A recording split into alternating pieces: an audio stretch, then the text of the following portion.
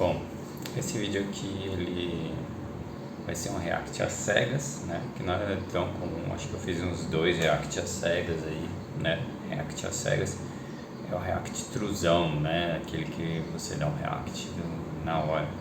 Né? Tem sua valia aí, principalmente quando pessoas ouvindo a Enter Sandman pela primeira vez, aí acho que tem mais valia, mas na política não tem tanta valia assim. É melhor você fazer um react depois de ver, porque aí você pensa com um pouco mais de calma, né? Já sai merda mesmo assim, tá? No sentido literal aí, né? Assim, não no sentido literal dessa palavra, mas enfim, é mais arriscado. Mas aqui, assim, surgiu um tempo livre, eu tinha visto esse vídeo, falei, vou ver esse vídeo e daí vou aproveitar e já vou reagir. Porque assim, esse Frederico eu tava acompanhando há algum tempo, assim, faz pouco tempo eu vi alguns vídeos. Parece uma pessoa coerente, de esquerda, né? Com críticas, assim, nada absurdo, nada forçado. Então eu estava acompanhando e eu vou ver por que ele não é marxista, o Frederico, tá? Provavelmente ele está no espectro meio cirista, meio PT, não sei, tá? Mas eu vou ver, talvez um ex-cirista. Eu vi outras coisas nesse inteirinho aí, né? Então praticamente eu vi muito o Pedro Ivo. E aí assim, eu vi um começo do vídeo do Rui, que fazia tempo que o Rui não fazia análise política da semana, eu tava vendo. E o que o Pedro fala, ele prova ser verdade, assim, né? Não adianta endeusar as pessoas. O próprio Pedro, ele mesmo fala que ele vai falar merda, tá? Eu não sei o que ele consideraria merda. Até queria falar, Pedro, separa uns trechos aí que você acha que foi merda, para não parecer falsa humildade sua. E o Rui não vai nessa linha, tá? O Rui é mais velho, outra geração, é uma postura diferente, né? Que a nossa, é mais para os nossos pais, assim, eu tô falando eu com 40, é uma postura mais para um paizão nosso do que a gente mesmo, assim, ou vocês que estão na geração mais nova, né? Mas enfim, tem umas coisas questionáveis que o Rui colocou, eu falei, isso aí eu comentei no vídeo, falei, vamos comentar isso, vamos discutir isso aí, porque não é uma discussão tão simples.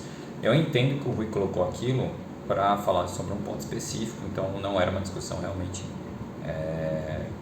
que ele queria colocar, que era sobre ele não colocou nessas palavras, mas deu a entender que é um lobby dos planos de saúde, nas leis de obrigatoriedade de cinto de segurança, obrigatoriedade de proibição de fumo, né, em locais fechados, por exemplo. Acho que aí em outro país eles estavam para aprovar, proibir em ar livre. E aí, cara, aí o bicho pega, assim, do ponto de vista que ele coloca, né, sobre dar poder para a burguesia, para o estado burguês você pode voltar na cabeça do trabalhador e tal. Eu acho que é um ponto menor, né? Proibição ao fumo, por exemplo, é um ponto menor. Não sei se abriria brechas para coisa mais grave, mas enfim. Esse ponto específico é uma das poucas coisas que eu comemoro do PSDB, que eles proibiram o fumo em locais fechados, não sei se é no estado ou no município de São Paulo, acho que é estado. Não sei depois como é que ficou isso no resto do país. Eu sei que eu ia na 13 de maio ouvir banda cover de rock. Eu sofria muito, cara, porque assim, eu acho que eu tenho alguma alergia a algum componente do cigarro, não sei se é nicotina, se é o alcatrão, se é o papel, mas tem alguma coisa ali, que quando a pessoa tá meio metro assim, um pouco menos, e a fumaça bate, eu não consigo respirar nada, não consigo, fica travando, eu começo a conversar com a pessoa, fica engasgando, e aí então, aí eu fico assim, é sério, quem me conhece, se parar para prestar atenção que é fumante vai perceber que eu faço isso. E eu falei isso com meus amigos fumantes, nunca falei, para com essa merda aí, nunca falei isso, só falei, nossa, mano, não consigo respirar direito, peraí. As poucas vezes que eu falei. Então eu agradeço o Serra. E aí tem a questão tem uma outra lei, né? O Serra é vil, tá? O Serra é uma pessoa vil, é um vendilhão. O meu pai votou nele, eu critiquei bastante na época, eu falei, pai, tudo bem não gostar mais do Lula, eu acho que ele trai o povo, mas votar no Serra não. E ele não falou nada. Assim, a gente nunca conversou muito sobre política, né? Meu pai tinha as fitas do Lula e tal, e aí quando o Lula assumiu o poder, ele rompeu total e votou no PSDB, tacou o funk total, né? Mas enfim, o Serra tem a lei do genérico a favor dele, né? Dos medicamentos genéricos, e tem a lei da proibição do fumo, que eu aplaudo, eu venero, eu adoro. Pra mim é um negócio horrível, é muito ruim. Hoje eu moro no apartamento aqui, né? Eu tenho um bebê e às vezes a fumaça vem dos vizinhos, tem o de baixo do lado fumam, a fumaça vem, é ruim. Eu morei num apartamento na Zona Oeste lá de São Paulo, era a mesma coisa, a fumaça do vizinho de baixo vinha. E o Rui falou assim no vídeo, né? Só falta querer proibir o cara de fumar em casa. E eu apoiaria, proíbe. Ah, cara, às vezes, assim, esse é o problema de viver em sociedade, né? A gente tem conflitos, né? A gente tem, por exemplo, o cinto de segurança.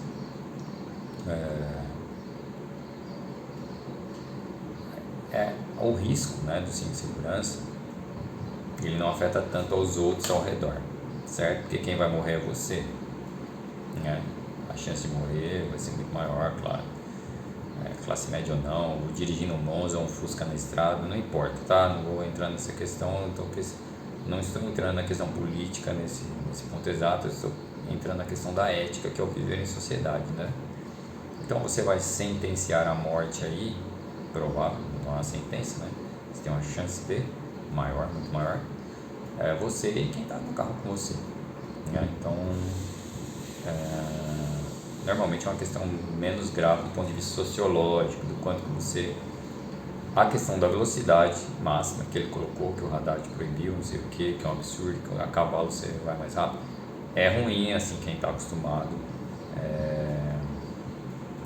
dirige em São Paulo percebe isso. Nossa, é muito estranho dirigir nessa velocidade. E aí os estudos que levaram em conta e tal, não vou entrar também, tá? E aí, se eu for seguir essa linha, vai ser meio Pedro Ivo, e aí vai falar, isso aqui é ciência, você é otário, pro Rui. Seria algo assim, eu imagino que o Pedro fala isso, o Pedro declaradamente não gosta do PCO, né? E aí realmente o Rui, ele lembra muito alguma coisa anarcocomunista, tá? Um chefe meu, o Glauco, falecido, o grande Glauco, que eu achava assim um mestre muito competente, tirando a crueldade, como Dungeon Master, era um mestre bastante competente, ele conseguia fazer uma imersão dos jogadores, pelo menos na minha opinião, dos jogadores no cenário dele, né? Se ele tinha muita coisa escrita ou não dá pra saber, e essa é a mágica de ser Dungeon Master no Dungeons and Dragons, né? É você fazer parecer um mundo real de fantasia. Ele é real, ele é de fantasia, mas ele tem que parecer real, tá? É isso que você tem que fazer, na minha opinião. Novamente, tem gente que pode jogar no estilo Toon, no estilo maluco e tal, e se divertir. Eu gosto de verossimilhanças, verossimilidade. Então, quanto mais parecido, mesmo que for fantasia, quanto mais verossímil for o mundo, né? Então as regras da fantasia, elas precisam estar mais ou menos claras, elas precisam obedecer alguma lógica. Se ela descamba para uma loucura, ela tem que ter uma explicação da loucura, entendeu? Os Lords do Caos baixaram no mundo e aí não tem mais regra. Você pode até se sentir incomodado, mas dentro da história, para mim, ela precisa ter uma certa ordem. E dito isso, para mim, o Glauco, mesmo que ele não tenha descrito o mundo dele, não sei se tem, eu nunca vi nada, né? Dava semelhança com o dele estava pronto, que ele existia, que ele era real, ele era um plano alternativo. E o Glauco, anos mais tarde, depois a gente descobriu que ele tinha câncer, né? Ele estava com uma deformidade no rosto, assim, era muito grande, a metade direita do rosto estava muito grande, e ele acabou falecendo uns anos atrás, né? E eu encontrei ele na Fefelete, ele fez linguística, acho, né? Na faculdade de Filosofia, Letras e Ciências Humanas, eu fazia Geografia. E eu conversando com ele, eu nunca tinha conversado de política com ele, e eu perguntei, mas o que você está no espectro? Na época eu nem era marxista, né? Eu era de esquerda, obviamente, assim, mas eu nem era marxista. mas eu não gostava do PT, votava no PSU, assim, sem conhecer muito, e não gostava dos playboys comunistas revolucionários de Araque, da geografia ali, não gostava desses caras, então era ali uma esquerda perdida. E eu perguntei pro Glauco, o que você é afinal, né? Então, ele falou, eu me julgo anarco-comunista.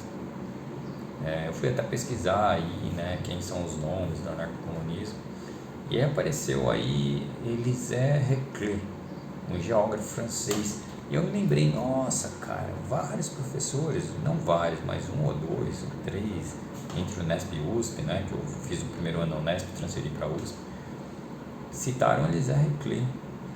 E eu até fiquei curioso de ir atrás, mas enfim, não fui ainda. Pesquisei Lenin e Trotsky, que eram bastante críticos do anarcocomunismo.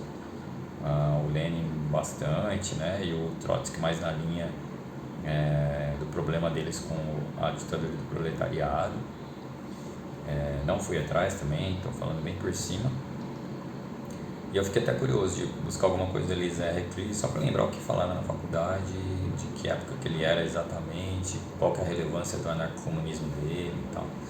Mas é que eu estou falando tudo isso porque o Rui, muitas vezes, ele não parece exatamente o trotskista, né? Assim, claro que o cara tem ele, Gustavo Machado, os caras têm um conhecimento de Trotsky muito maior que o meu, mais longe, longe. O Rui ainda mais velho, muito mais, certo? Só que, assim, me parece muito que o Rui é quase um anarco-comunista, cara. Do ponto de vista, não tem que ter regra nenhuma, não tem que lei nenhuma, não tem que ter lei. O cara quer dirigir sem cinto, dirige, o cara quer fumar e soprar na sua cara, ele sopra, aí você resolve na conversa ou na porrada. Parece muito isso, tá? E é uma coisa que eu falo, eu coloquei no comentário, é uma discussão mais complexa, muito mais complexa, né? Estando no estado burguês ou não, eu entendo que a parte que ele jogou pesa muito mais como uma reflexão de como realmente as leis não estão visando o bem de ninguém, elas têm lobbies por trás, a sociedade aqui é capitalista, a intenção por trás é capitalista, quase tudo, praticamente tudo, não é? A gente está no capitalismo.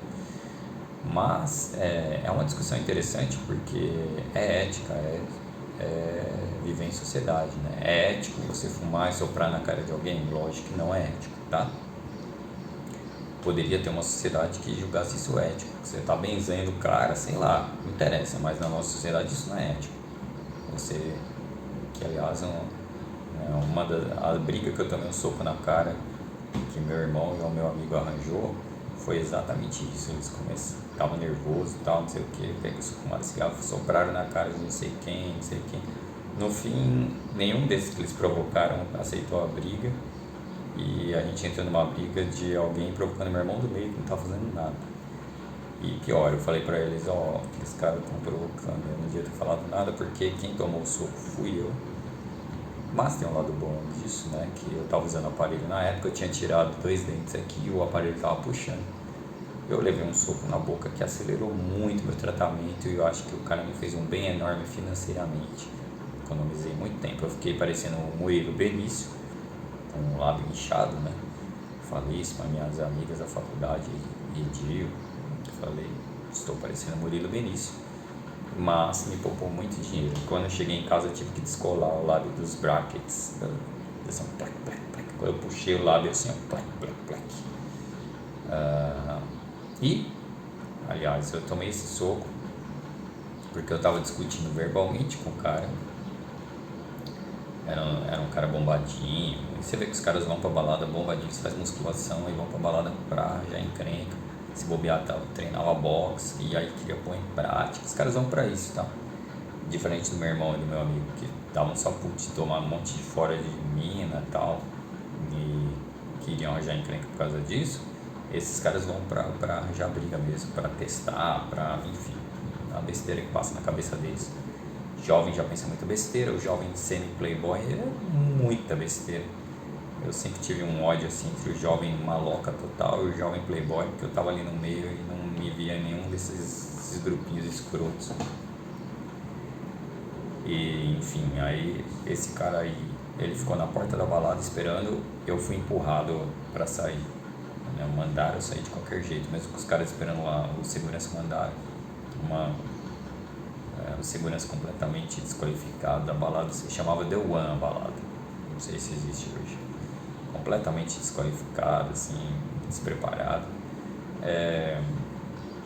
Ficava ali no Itaim Bibi, onde tinha muita balada naquela época de música eletrônica. Enfim, meus amigos, ninguém gosta de música eletrônica, provavelmente só eu gosto minimamente, né? Abaixo do heavy metal, eles ninguém. Só iam lá pra pegar mulher, ninguém pegava nada, era só uma coleção de foras. É muito engraçado, a sociedade humana é muito engraçada, não faz sentido. Por que você tem que ficar nesse joguinho? Ah, eu quero ficar com você, ah, eu não quero, mas eu quero, mas não quero, nunca. Tanto que boa parte disso acho que explica eu ficar sem namorar 200 anos da minha vida, porque não faz sentido nenhum. Ou quer, ou quer, não quer, acabou. Né? Eu casei com a minha esposa, basicamente foi isso. Quero, falamos, quero, fomos, acabou. Queremos filho, quero, fomos. Quero morar junto, quero, fomos, acabou. A vida é assim. Às vezes você só chega nessa fase mais velho, então é até uma bênção, né? Só chegar nessa fase mais velho, dado que quanto mais jovem, mais estúpido a gente é. Eu tô falando de eu mesmo, tá? Mas usando eu mesmo como exemplo e outras observações, eu sei que é assim, né? É normal, não adianta você ser jovem e ficar revoltado com o que eu tô falando agora, porque vai chegar na minha idade e você vai ver. É um negócio assim, hoje eu pensando, é um negócio opressor, é um negócio que você não tem o que fazer. Você é jovem, você é estúpido. Não tem. Por isso que eu fico até com o pé atrás quando chega um velhinho e fala alguma coisa pra mim, porque vai saber o que vai ter lá na frente. E assim, o dado número de velhinhos reaças lá, eu tenho muito medo, tá? Embora isso esteja sempre aqui na minha mente, não vou ser um velho reaça, Enfim, esse prólogo eu prolonguei bastante, mas eu acho que era uma coisa que eu queria abordar, mas não queria fazer um react, né? São vídeos longos, né? Do Pedro Ivo e do Rui Costa Pimenta são sempre longos. O do Rui Costa Pimenta estava com 4 horas de duração, o do Pedro Ivo, um dos que eu vi, estava com 5 horas de duração. Eu não vou fazer um react de um negócio desse. Se eu, em 15 minutos, eu transformo em 1 hora, não dá, né? A luz mágica está acendendo e apagando aqui, de acordo com as forças do caos. Seria a Miska, o lobo, a rainha do caos, algo assim. Vai ficar assim mesmo. Então, essa parte do Rui Costa Pimenta eu coloquei, então, na minha opinião, às vezes, embora possa ser proposital, né, muito provavelmente às vezes soam como macaca falada, né, então não vou endeusar os caras, por mais que eles tenham experiência, conhecimento teórico, né, de vez em quando sai caca, tá, não vou endeusar ninguém, inclusive eu, com certeza falo muita caca. E o outro foi do Pedro Ivo, eu fiz um comentário lá também, que ele falou que aí o pessoal escolhe nem defender os gays e as minorias, não, né? Eu falei isso, às vezes é aparente, porque o discurso do pessoal ele é meio largado. Como as coisas são complexas, quando você fala num espaço curto de tempo, é largado, né? Então, e aí você ouve aquilo e fala que bosta, você não vai querer se aprofundar, realmente dá essa aparência, muitas vezes que estão defendendo estuprador, não sei o que, mas o discurso é mais complexo que isso. E nesse caso específico, os caras têm coletivo de mulher, tem coletivo de negro, né? Eles defenderam criar grupo de defesa para trans, para gay que estavam sendo atacados, né? Então, enfim, não é essa a postura do PCO, mas, e aí é o que é engraçado, o Pedro, depois que eu descobri, é da UP, né? E aí esses grupos brigam muito, PSTU, UP, PCB, PCdoB, o PSRB que está agora, os web comunistas, o PCO, esses caras discutem de tudo quanto é jeito, para tudo quanto é lado. Mas tem um ponto importante aí, que o Pedro Ivo, não sei se ele até percebe, mas como ele vê outras coisas do PCO, ele prefere bater por as outras coisas, acho que tem importância maior. Mas no fundo, o que eu estou observando da internet, o Pedro Ivo e o Rui Costa Pimenta são os maiores aliados de toda a internet marxista, sem eles saberem, ou melhor, se os dois vissem eu falando isso, iam me xingar. Mas os dois, eles estão numa cruzada mortal. Eles são os únicos, tá? São os únicos dois, assim, o PCO como é um partido, né? Segue o Rui, o Ivo, como ele não é presidente da UP, né? Eu presumo que deve ter alguém com algumas semelhanças dentro do partido dele, mas não é majoritário, eu imagino que não seja uma linha majoritária na UP, que é esse embate com a cultura woke, com o identitarismo, ou, é isso que eu vou unir agora, o pós-modernismo, né? que o Ivo aborda. E aí o Ivo, eu estava vendo recentemente, ele fala mais sobre um pós-modernismo, não necessariamente dos autores, embora esteja embasado na teoria desses autores, Foucault, Deleuze. Foucault eu conheço, Deleuze não, tá? Mas sim nos seguidores, né? O que eles estão fazendo, que é desqualificar, que é um negócio do poder do lugar de fala. Ele cita isso como o maior problema, né? O lugar de fala. E aí vem, porque os caras desqualificam todo mundo que vai falar na internet, né? Mesmo os marxistas. Aí vem o embate, né? Porque como relativiza a verdade, só a disputa de poder, segundo o Ivo, tá? O pessoal chega jogando pedra, xingando a mãe, falando que é corno, etc e tal, desqualificando completamente todo mundo, e aí acaba empurrando um monte de gente para a direita. E tinha mais um ponto, mas enfim, vocês já notaram qual que é a importância aí. Essas coisas do pós-modernismo que o Ivo está falando, elas existem, todo mundo percebeu, todo mundo que está na internet percebeu isso, todo mundo que acompanha a mídia normal já percebeu, na vida real já percebeu, que é a cultura woke e o identitarismo, e que o PCO bate o tempo todo. E aí você entra com linguagem neutra, todas essas coisas, aí você entra com punitivismo, né? Querer leis contra o racismo cada vez piores.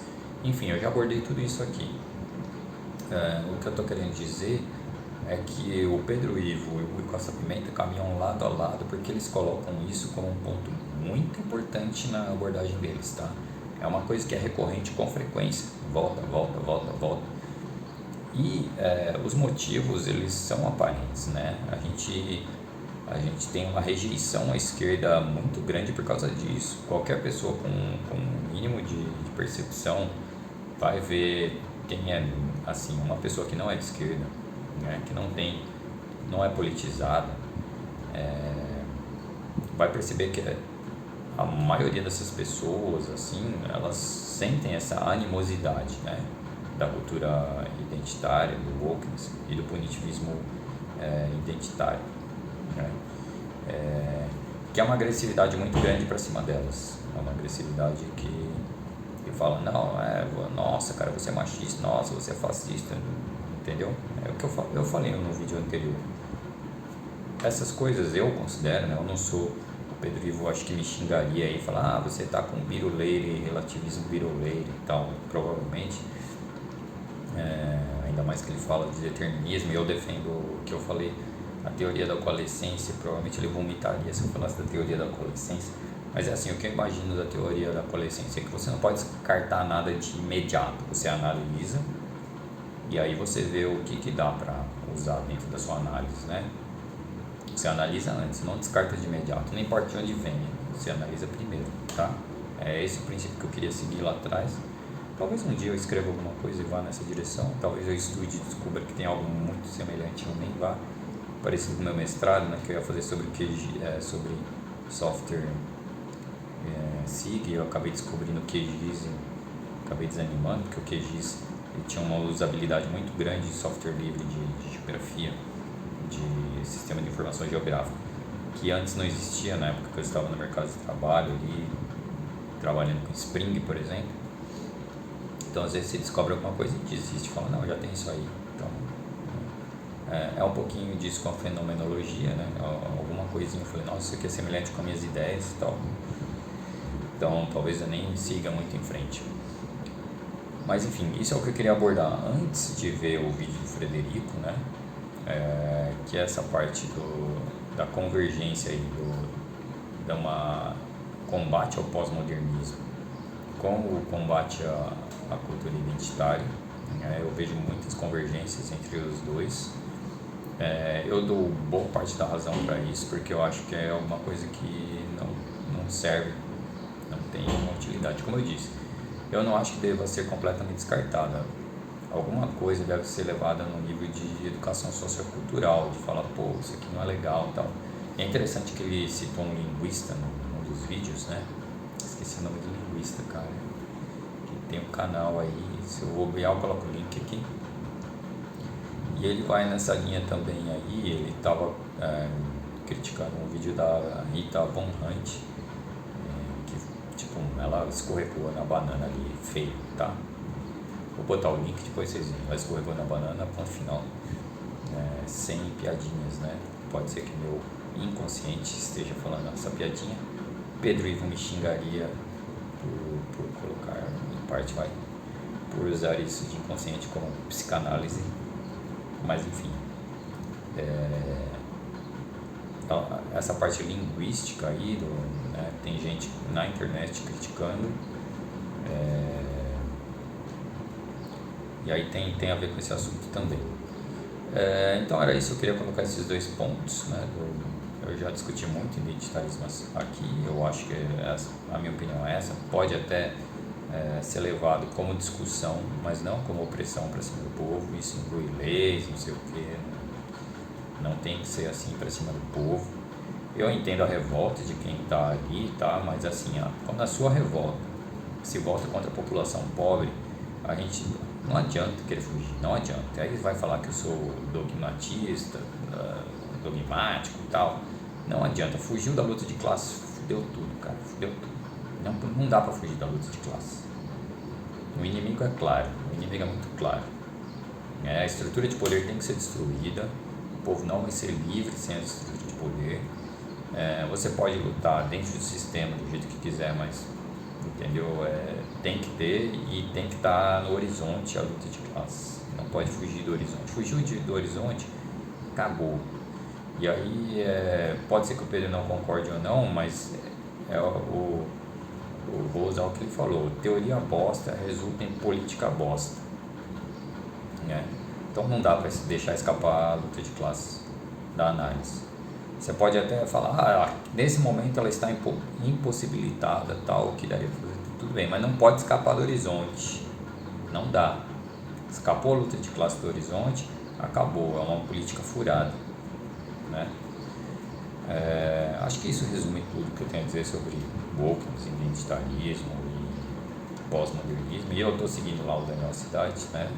Porque eu acho que tem coisa para, assim como o Ivo falou no último vídeo dele, eu usei Foucault aqui e tal. Então eu sempre ouço todo mundo aí para entender as ideias deles e dos autores que eles seguem e refletir sobre. Então vou continuar seguindo a universidade. Acho que surge coisa interessante lá sim, e tem coisa que eu discordo, claro, né? Então não vejo nada de errado nisso. Acho que se encerra aí o prólogo. E aí a gente vai pro React às cegas, hein? Vamos pro React às cegas do Frederico. O Frederico, como eu disse, é um cara que eu acompanho aí. Eu concordei com quase tudo que ele falou até hoje em uns 3, 4 vídeos que eu vi, né? Notei que não é um esquerda extremo, mas o que ele estava falando eu estava concordando.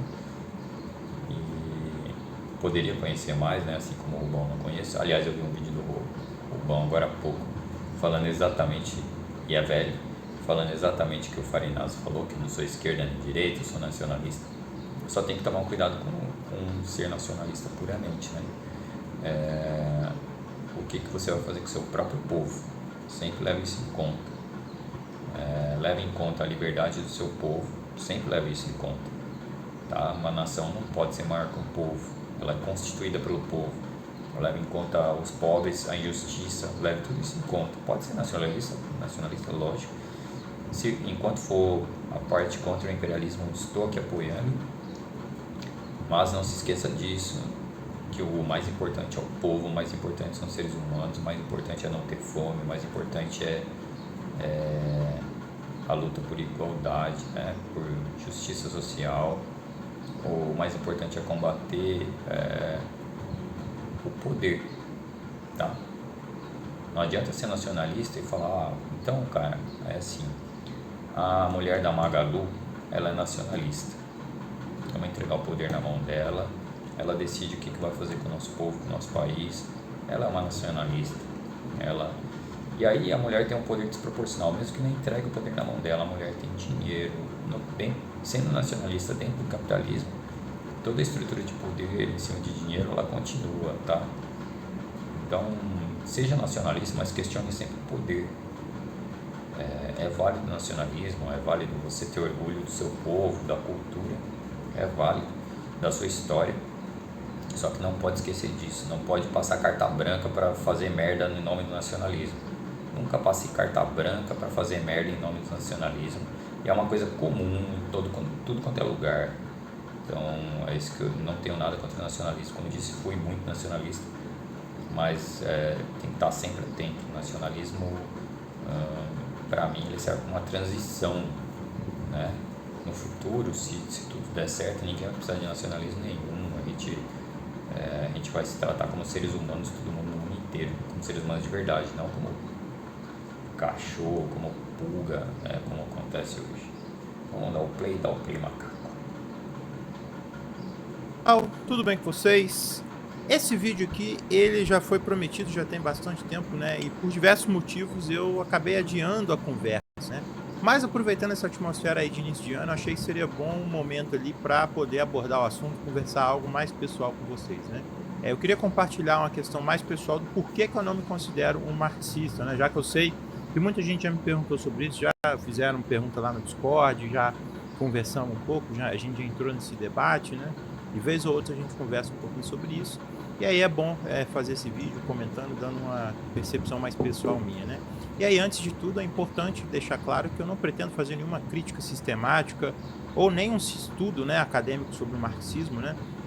Não se trata aqui também de negar a relevância histórica do pensamento do Marx, né, nem de descartar as contribuições aí que a tradição marxista trouxeram para a compreensão da economia, da sociedade. A questão aqui é só uma reflexão íntima, né, um depoimento sobre como que eu enxergo o mundo, a política e a minha posicionamento, a minha atuação dentro desse meio aí, né? Eu sei que o que eu vou dizer pode causar questionamento e objeções, e tá tudo bem, eu não me importo, né? A ideia aqui não é convencer ninguém, mas apenas esclarecer por que o marxismo não é a lente teórica pela qual eu interpreto a realidade. Ao longo do vídeo eu vou tentar explicar meu ponto de vista, minhas premissas e o que me leva a não adotar o marxismo como minha principal orientação política, né? Então, por que eu não me considero marxista? Por que não somos ensinados a sobreviver sem eletricidade? Por que eles não te dizem que uma lixeira enterrada no chão... Orientação política, né? Então, por que eu não me considero marxista?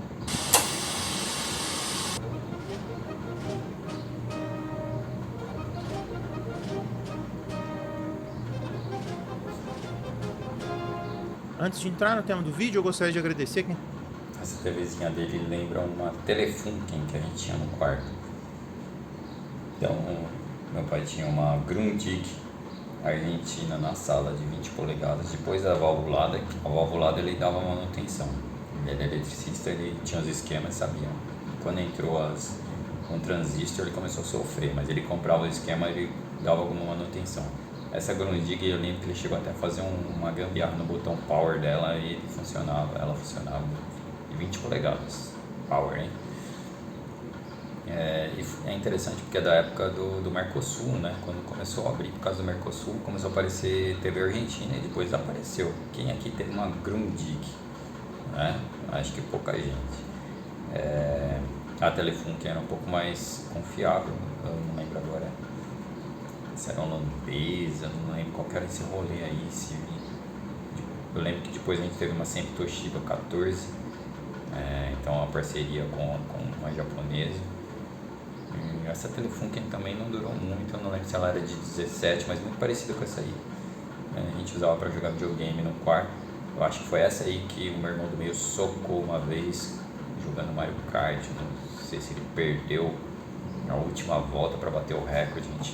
A gente era nível hard para gravar nossos recordes em time-lapse lá no Mario Kart do Super NES. Então eu acho que ele socou no Mario Kart, mas pode ter sido jogando Battletoads no Nintendinho, que era cruel.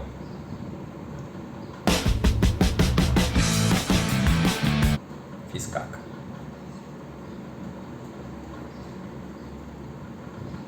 E agora? Pra eu voltar aqui. Ai, ai, ai, ai, ai. Será que foi porque eu tomei um champanhe aqui que sobrou do ano novo? Será? Será que foi porque eu tomei um champanhe que eu fiz isso? Salve pessoal, tudo bem com vocês? Esse vídeo aqui, ele já foi prometido, já tem bastante tempo, né? E por diversos motivos eu acabei adiando a conversa, né? Mas aproveitando essa atmosfera aí de início de ano, achei que seria bom um momento de sociedade. A questão aqui é só uma reflexão íntima, um depoimento sobre como que eu enxergo. Eu vou colocar o QR Code na tela aqui, caso queira apoiar o canal a partir do Pix. E para quem está chegando agora no canal, fica o meu abraço de boas-vindas. Bom, gente, vamos lá. Como eu já falei na introdução, eu quero deixar claro aqui nesse começo que isso não é uma tentativa de deslegitimar o Marx ou de chegar e falar o que o Marx é, o que ele tem que ser feito, os grandes problemas da teoria do Marx. É uma questão pessoal, né? O Marx ele foi um pensador influente, um dos mais influentes da história. Suas ideias moldaram o mundo, moldaram boa parte do mundo no século XX. E é inevitável que ele deve ser debatido, né? Só que, conforme eu fui desenvolvendo minha visão de mundo, eu percebi que existem certos pontos que eu enxergo como estruturais no marxismo que eu não consigo adotar como fundamentos para a forma como eu enxergo a realidade e penso a política. E aí, tentando sumarizar aqui esses pontos, né, eu cheguei em 4 pontos mais gerais que eu queria desenvolver. O primeiro é que eu não sou materialista, né? O segundo envolve a questão da liberdade, que para mim é uma questão essencial na vida política, na vida social, que eu acho que não foi bem resolvido no pensamento, nas reflexões do Marx. E terceiro, a concepção dialética do marxismo, ela me parece enfraquecida quando ele desloca ela da sua originalidade ali no idealismo alemão, né? E, por fim, o debate que o marxismo faz dessa questão do socialismo científico, né? Seria uma ciência da história, alguma coisa próxima do tipo, me soa problemático. E aí, eu sumarizei essas 4 questões e agora eu vou desenvolver cada uma dessas questões, especialmente para poder ampliar, para poder mostrar a minha percepção sobre cada uma delas e colocar ali também alguns pontos que eu penso em relação a questões pessoais minhas mesmo, que às vezes acabam não batendo com certas concepções que eu vejo. A memória tá tão ruim que eu não vou provavelmente pegar esses 4 pontos agora e fazer uma prévia. Tá? Então ele colocou o socialismo científico, ele pegou a dialética, tirar do idealismo do Hegel, que eu citei em outro vídeo, é isso que o Marx faz, né? Ele tira do idealismo do Hegel, coloca praticamente fuck you, pega a ideia e que, assim, completamente válida, como disse aí no último vídeo o Pedro Ivo falando que usou Foucault para fazer outra coisa. O cara que ele cita, o tal do Link, que fala sobre HQs, enfim, eu preciso até seguir para ver como é que esse cara, usando o Deleuze para falar contra o pós-modernismo, alguma coisa, né? Então não tem nada demais, tá? Já é uma primeira refutação a ideia dele, assim, não tem nada demais você pegar a dialética que vem lá do Platão, depois do Hegel, né, principalmente do Hegel, e usar no materialismo. Nada demais, para mim encaixou e tá certo, não vejo problema nisso. Ele fala sobre que ele não é materialista, né? É sinal que ele vai partir do idealismo, provavelmente, vamos ver o que ele vai falar. Ele citou a liberdade e o socialismo científico, né? Vamos ver o que ele vai falar sobre esse socialismo científico, mas sobre a liberdade a gente já pode adiantar alguma coisa, certo? A ideia de liberdade é assim, o cara, esse cara, assim como nós, ele vive no capitalismo, ele vive numa democracia burguesa, certo? Você pode questionar qual o grau de democracia dentro dessa democracia burguesa. Dentro das várias democracias burguesas tem graus diferentes de democracias mais democráticas ou menos. O Brasil é problemático, assim, a gente tem uma semelhança com a Coreia do Sul, por exemplo, em tempo de democracia e outras coisas que o Pedro também colocou em alguns vídeos deles, se não me engano. Um vídeo interessante.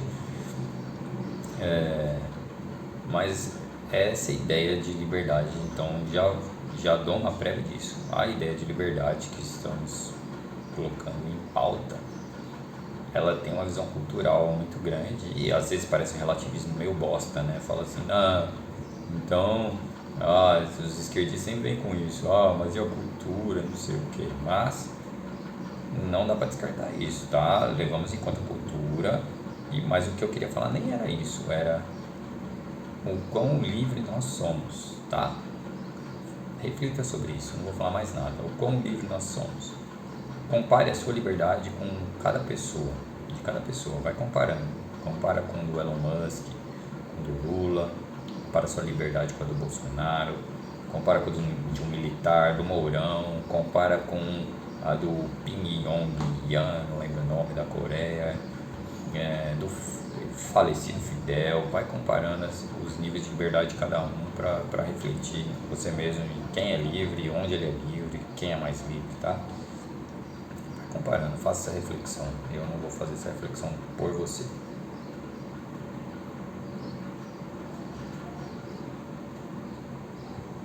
Está difícil, estou com problemas técnicos. No marxismo, né?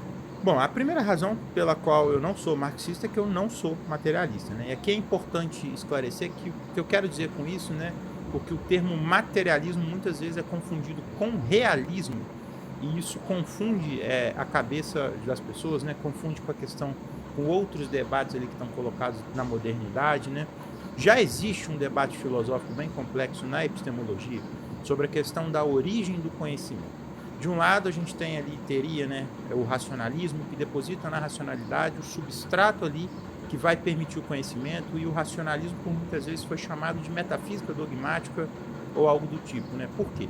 Pelo fato de que depositava na razão os conteúdos necessários para que o conhecimento seja possível. Esse depósito meio que arbitrário, né, gerou essa acusação de dogmatismo, né? E você tem, nesse caso ali, um grande nome dessa metafísica seria o Descartes, por exemplo. O Descartes seria um grande metafísico dogmático porque ele coloca na razão certas questões ali que não são necessariamente da razão, ou que ele depositou ali sem fundamentar muito bem as coisas e tudo mais, né? E aí, do outro lado, você... Eu gostei que o cara saiu falando como o Descartes fosse um infantil. Eu gostei. Assim, eu não posso falar muita coisa que, se eu li alguma coisa de Descartes, eu não lembro, tá? Aliás, o sistema cartesiano é de Descartes. Rapaz, tá feia a coisa, não tô lembrando de nada. Mas enfim, eu gostei da discussão e da postura talvez arrogante, não sei. Você tinha ali o empirismo, né, que sustentava que a realidade impõe na nossa consciência sua forma de ser, né? Nesse caso, você tem muito associado essa ideia da tábula rasa, né, da consciência como um papel em branco que vai sendo moldada pela experiência. Esse foi um dos grandes debates da filosofia moderna, né, e aí envolveu figuras ali como Descartes, o John Locke, o David Hume, o Leibniz e depois ali mais para frente o Immanuel Kant. Para mim, o Kant é um dos maiores filósofos da história e a abordagem dele sobre como a gente percebe o mundo molda profundamente minha visão de mundo. Então, inclusive, eu acho que esse debate sobre qual... Opa, chegou. Então, o cara segue o Kant. Eu lembro, acho que foi o Kant que o Clóvis manda os alunos lerem uma página, que tipo, é muito difícil e tal, e ele fala assim, você tem que entender essa página. E aí ele fala, depois não precisa ler o resto, porque é tudo a mesma coisa, uma porcaria, enfim. Preciso ler, né? Claro, mas o que eu falei, o problema da gente é que a gente tem um tempo limitado, né? E a gente tem que escolher o que vai ler. Mas deve ser interessante ou não. Talvez seja interessante até para contrapor, mas enfim, o jeito que o Clóvis fala não é muito animador. Parece que ele tem assinatura de escrita, um estilo literário, posso chamar disso, meio complicado, mas enfim, já sabemos que o cara segue o Kant. Qual que é a origem do conhecimento, né? Se é o empírico ou se é o racional, para mim é um debate irrelevante, porque a grande questão não está aí. O Kant, ele propõe o chamado idealismo transcendental, né? Que sugere que a nossa percepção da realidade ela é inevitavelmente moldada pela estrutura da... Que eu falei? Idealista, né? Então era muito provável que quando o cara falar que não é materialista é porque ele é idealista. É interessante isso daqui. Vamos deixar ele terminar isso daqui, que é a ideia do Kant, né?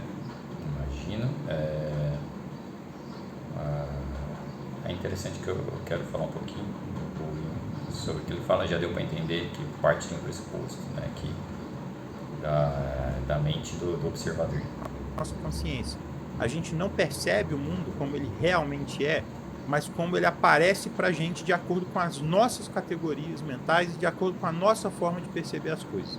E aqui ele opera uma síntese entre as duas concepções, né? Não existe conhecimento sem experiência, mas ele só é possível dada a estrutura da nossa consciência, capaz de estabelecer as mais variadas conexões. Essa é... Isso aqui está semelhante com a discussão do Pedro sobre falar de como a linguística, né, como a língua e aí no assunto von Hunt lá, como aquele povo, né, depois vocês olham o link, mas como aquele povo citado, né, sem considerar o experimento da roda de cores, né, que é falso, que a BBCizou, como ele disse, mas a von Hunt coloca, como o povo citado nos estudos, eles tinham uma palavra para verde e azul, que é a mesma, né? Mesma palavra para verde e azul, e várias palavras para os outros tons de verde. Cai um pouco nisso que ele falou, do quanto a sua consciência afeta a sua leitura da realidade. Só que eu vou mais na linha que o Ivo falou naquele assunto lá. Então, tudo bem que, por exemplo, naquele estudo, a pessoa, para diferenciar que é falso aquilo ali, mas enfim, deve ter estudos semelhantes, tá? Não estou dizendo aquele estudo com a roda de cores, mas deve ter, pelo que eu entendi, os estudos foram semelhantes àquilo.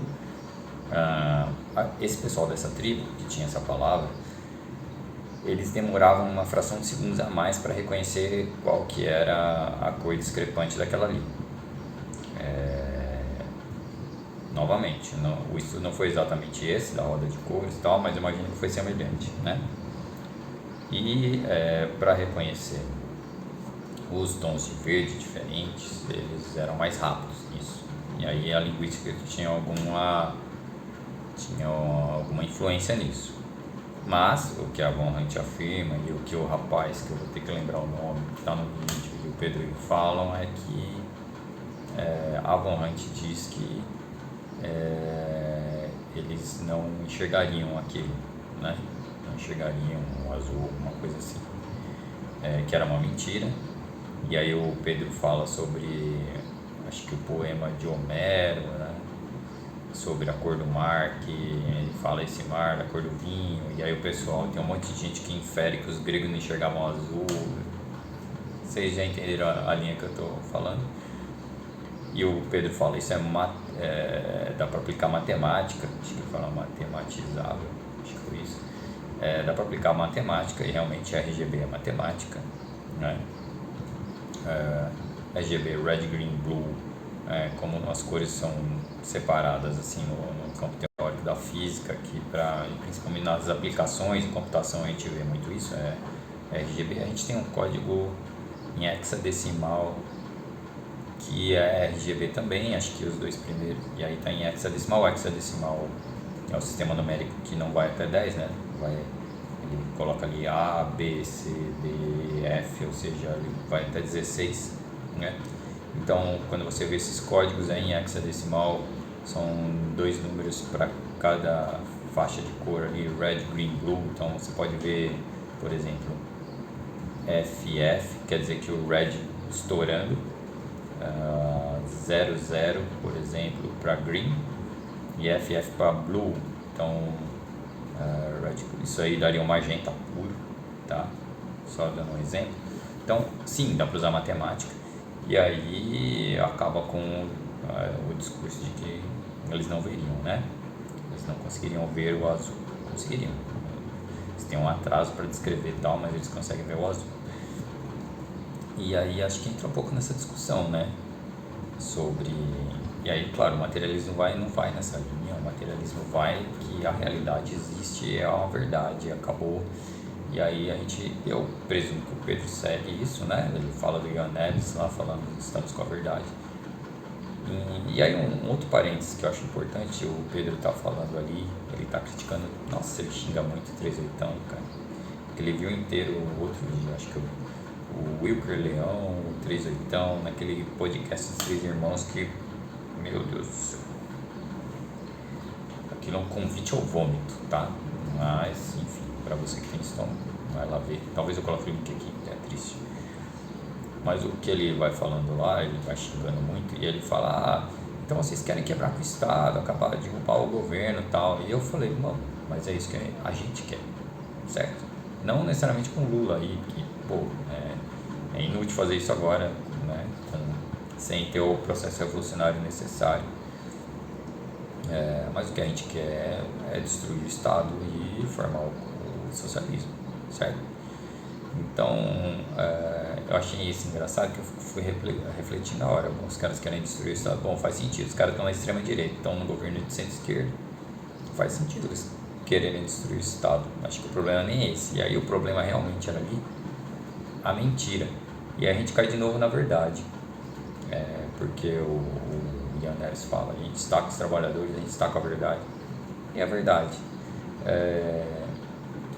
E aí não dá para relativizar realmente. Eu tenho que ir na linha do Pedro. Não dá para relativizar. Os caras estão mentindo, esses caras de extrema direita. É mentira atrás de mentira. Então não é problema os caras quererem destruir o Estado. É válido, né? Os caras são de extrema direita, estão no governo de centro-esquerda.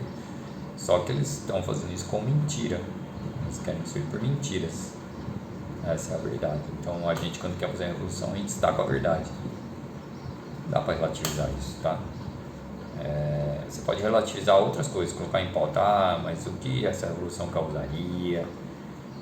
Não teria outras formas de... Tudo bem, isso é outra discussão. Mas que a gente está com a verdade, a gente é explorado pelos capitalistas. Tá? A mais-valia existe, não adianta querer refutar com uma ideia caca aí que vai refutar, né? Mas enfim, vamos ver ele falar mais um pouquinho, mas eu já estou adiantando isso que já é um embate, né, de materialismo e idealismo logo de cara. Ela foi revolucionária, ela se tornou a base do que depois veio a ser desenvolvido pelo idealismo alemão, que influenciou o próprio Marx, né? O que me incomoda é que na hora que ele desenvolve ali a sua perspectiva materialista, o Marx parece passar batido por essa questão fundamental que eu comentei ali do Kant, da consciência, né? Ele pega emprestado conceitos do idealismo alemão, especialmente do Hegel, né? E aí eles falam, né, que ele vira... O Marx passa batido... Ele passa batido? Ou ele inverte? O que você quer dizer com passa batido? Que ele deveria refutar isso? Porque claramente não é o que ele quer, né? Eu não sei se deu a entender que o Marx ignorou algumas coisas por pressas, não sei, não deu para entender muito bem o que ele quis dizer aí. De cabeça para baixo, né, colocando a realidade material como base determinante da consciência humana, só que parece que ele não dá muita atenção a essa questão do Kant e o sentimento que me passa, né, que fica algo faltando, né? A relação entre consciência e realidade é muito mais complexa do que a abordagem materialista parece. Olha, assim, como eu disse em outros vídeos, o Marx ele tem a abordagem de macro, né? Mas eu acho, assim, sem conhecer profundamente o trabalho do Marx, que não passa batido plenamente. Ele chega a discutir as individualidades e a consciência aí, tá? E eu também acho que não necessariamente precisa entrar nisso, tá? Quando você está no macro, você está discutindo a sociedade, você está explicando um fenômeno sociológico, você está explicando uma dinâmica da sociedade, né, ao longo do tempo, é uma escala muito macro, é uma escala realmente grande, a escala de humanidade, de globo, de terra. Eu acho que talvez não precise entrar nisso, né? Da consciência, mesmo a dele e tal. Isso acaba entrando dele falar sobre o meio, de como o meio influencia, né? As leituras e tal. Então não acho que necessariamente passou batido. Talvez a escala que ele esperava não foi atingida, mas dada o objeto de estudo, não vejo problema. Se admitir, né? E para mim, a subjetividade humana ela não pode ser inteiramente reduzida a fatores materiais, porque ela também molda e transforma a própria realidade que a gente vive, né? Esse ponto me... Ela também molda, mas... cara, eu tô indo muito pelo caminho do Pedro aqui. Ela também molda, mas é o que o Pedro está falando no vídeo. Você, por exemplo, o exemplo que ele está dando era das cotas, dos negros e tal. E ele fala, o problema é objetivo. Então, o negro está inserido numa dinâmica que ele é explorado, ele é excluído, e você tem uma quantidade maior de negros envolvidos com crime, e aí o policial usa isso na abordagem racista dele. E aí você tem consequências psicológicas, o negro que vai no shopping vê só negro em um shopping, vai no outro só tem branco. Então a ordem não parte, tipo, a realidade não é moldada pelo subjetivismo primeiro. O subjetivismo é que ele é influenciado pela realidade. Eu acho que cabe muito bem aqui o argumento do Pedro, nesse exato momento aqui. Tá? Então eu acho que novamente o Marx não errou nisso aí, e eu acho que o Marx segue nessa linha também. Primeiro vem o material, depois vem o subjetivo, né? Por mais que o subjetivo depois vai tentar alterar a realidade. Faz não me identificar com o materialismo marxista, tendo em vista que muitas vezes, inclusive, ele aparenta ser um empirismo disfarçado. Por quê? Se eu defendo que a base da minha consciência é a materialidade, nesse sentido aí de enxergar isso como sinônimo de realidade, eu acabo trazendo para o centro do palco uma premissa que é empirista. Mesmo que tentem deslocar a questão da dialética, né, para falar, não, mas aí tem a questão da dialética, de tentar passar a impressão de que resolveria nessa questão, eu não acho que resolve, tudo volta ao mesmo problema. Se o empírico determina o meu conhecimento sobre o mundo e minha ação sobre o mundo nesse sentido, não vejo como fugir aí de um certo empirismo. Nesse sentido, a minha posição é mais próxima à do Kant. A realidade está aí, não existe discussão, só que a gente tem acesso a ela de forma intermediada. Eu não vou entrar muito nessa discussão, mas nesse caso do objeto de estudo do Marx, eu não vejo muito problema no empirismo, assim. Se ele deveria ser seguido a ferro e fogo e tal, mas assim, eu não vejo muito problema, e assim, eu não vejo nem contradição, porque o Marx está partindo da observação, que tem a ver com o empirismo, certo? Enfim, aí ele discorda por não concordar, ele praticamente acha que tem que ter uma ideia antes, é isso, que a subjetividade é mais importante, acho que é basicamente isso que ele está falando, aí eu discordo, né? E assim, eu acho que é um problema, os marxistas podem até reclamar, né, xingar e tal, mas eu acho que é um problema menor.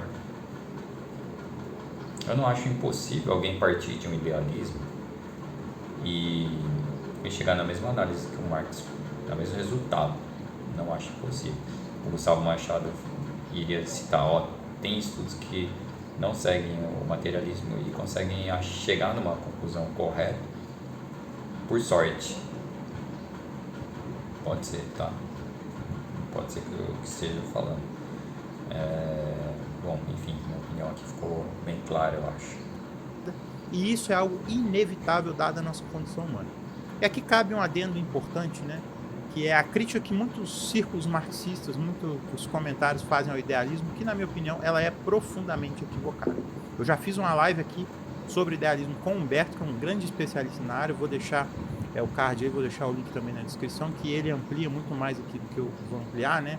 Mas muitas vezes essa crítica ela é feita com uma visão distorcida, quase que caricatural do idealismo, né? Como se ele tivesse associado a crenças espirituais ou místicas, algo até próximo de um espiritismo kardecista, né, envolvendo ideias aí de que a alma ou o espírito estão ali num sentido religioso, contemporâneo, né?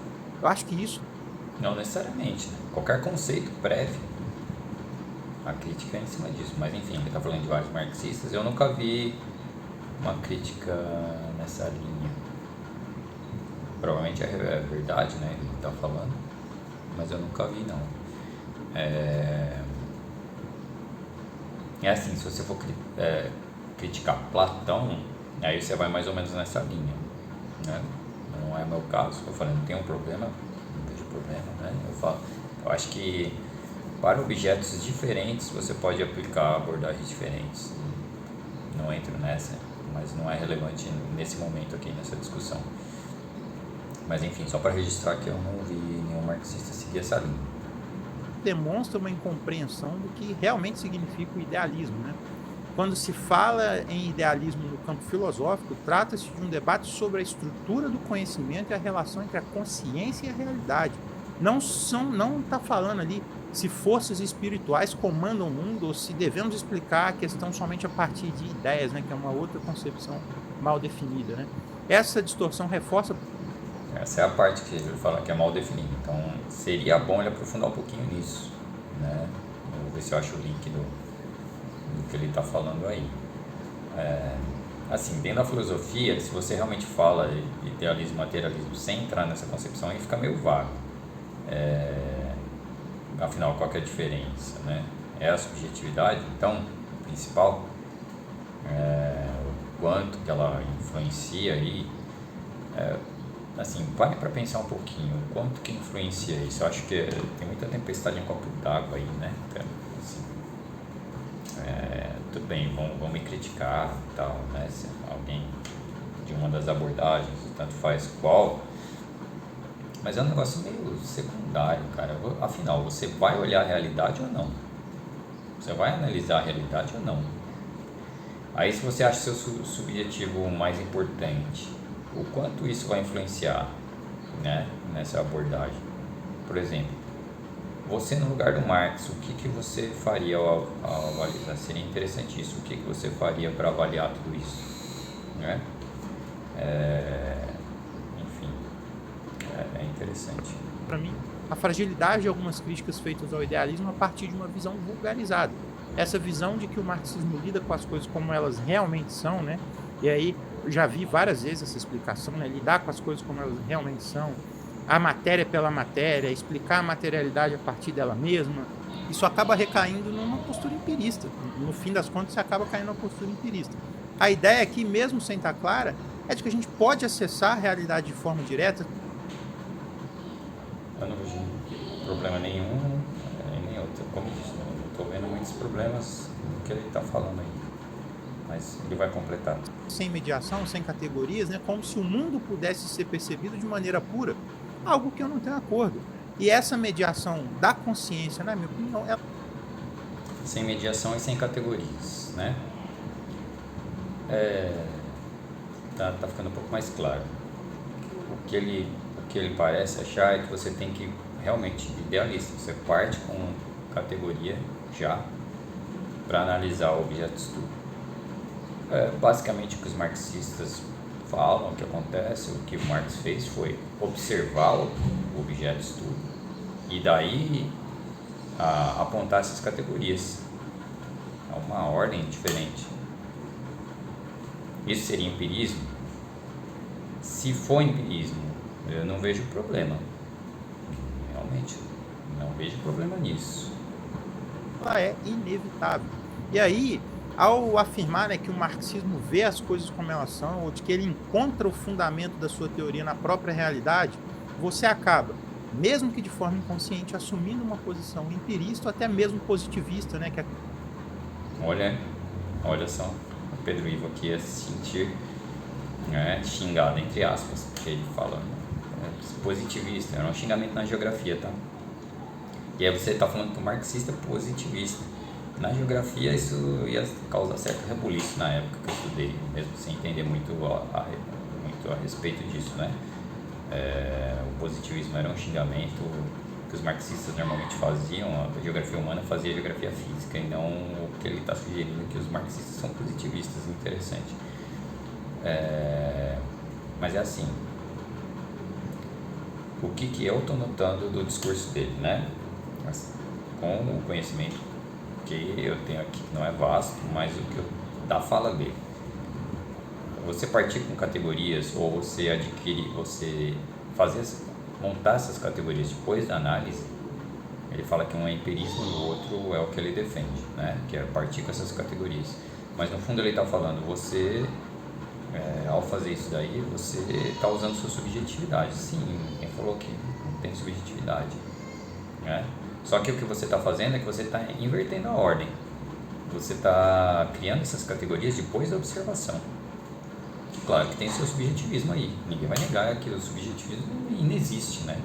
O que tem que ter é um esforço para que o subjetivismo tenha um grau baixo de influência, né? Que ele leve em conta as outras coisas, né? Que ele parta para relativismo, assim, não necessariamente o conceito que a gente está discutindo anteriormente, mas que você baixar esse subjetivismo e para que o que você observou tenha mais importância, né? Ao você construir essa categoria aí. Novamente, eu não vejo problemas nisso.